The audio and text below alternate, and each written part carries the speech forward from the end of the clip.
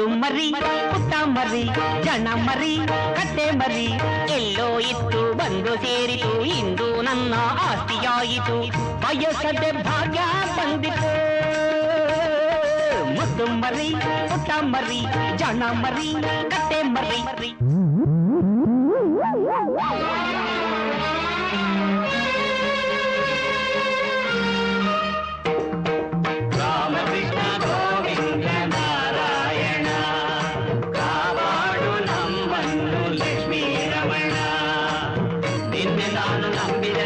ಗೋಪಾಲ ಗೋವಿಂದ ರಕ್ಷಿಸು ನನ್ನ ರಾಮಕೃಷ್ಣ